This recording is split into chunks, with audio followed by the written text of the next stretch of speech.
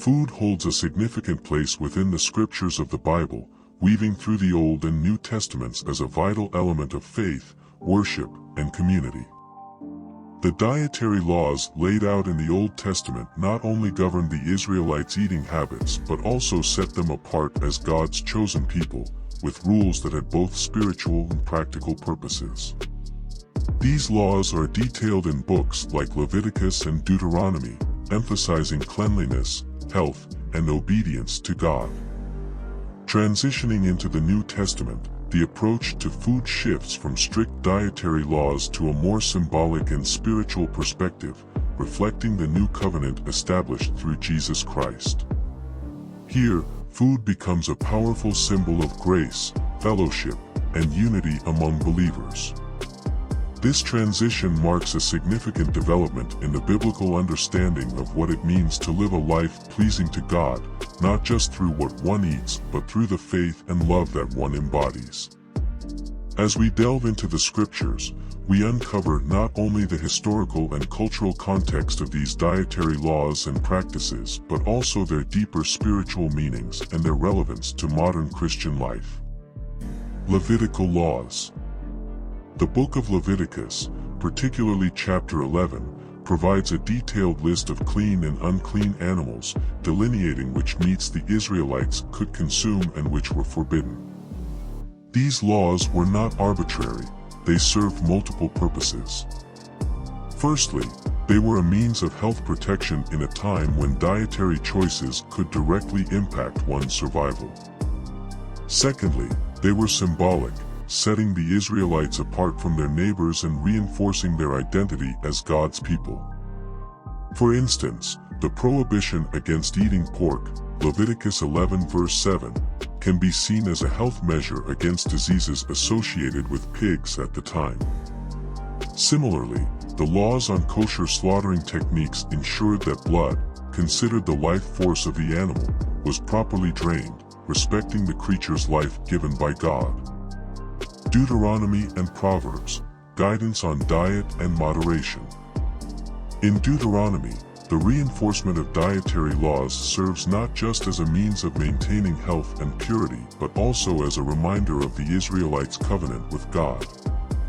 Deuteronomy 14 reiterates the clean and unclean animals, emphasizing the importance of distinguishing oneself as a holy people unto the Lord. This book further instructs against consuming anything that dies of itself, giving it to the stranger within the gates to eat, underlining the idea of holiness and separation from practices that could defile. The wisdom literature of the Bible, particularly Proverbs, offers advice on moderation and discipline in eating.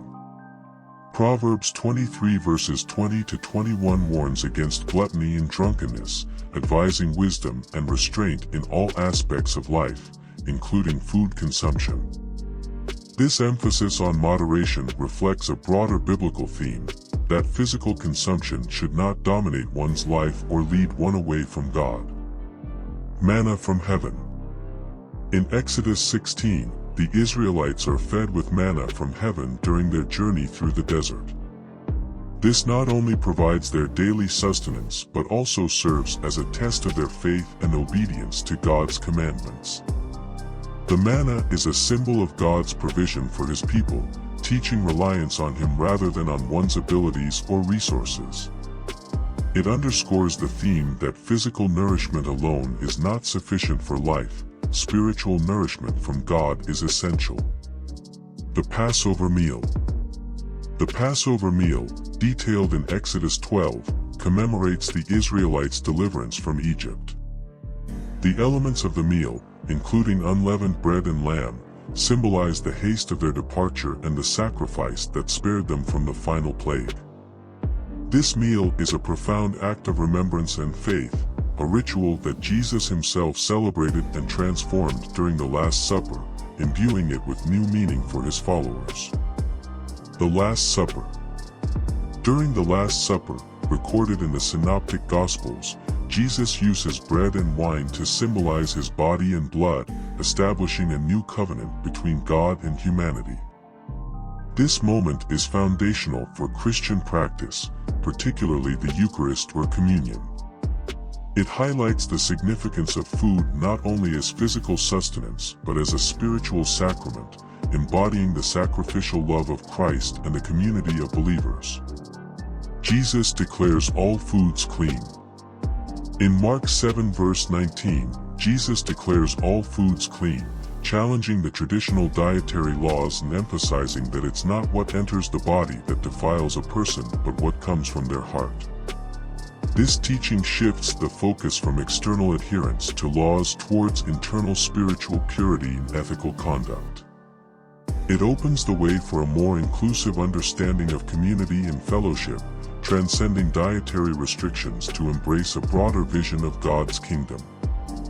Food, faith, and fellowship. The Acts of the Apostles and the Pauline epistles further explore the role of food in the Christian community. Acts 2 verses 46 to 47 describes the early Christians breaking bread together with glad and sincere hearts, highlighting the communal aspect of meals. Paul, in his letters, addresses controversies over food, advising believers to act out of love and consideration for others' consciences, especially regarding food sacrificed to idols. 1 Corinthians 8. Moderation and freedom. Paul's teachings in Romans 14 encourage believers to respect each other's dietary choices in the light of their freedom in Christ. He advocates for moderation and consideration, urging the strong in faith not to despise the weak and everyone to seek what leads to peace and mutual edification. This reflects a mature understanding of Christian liberty, where one's rights are exercised with sensitivity to the impact on others. Subscribe to our channel for more insightful content.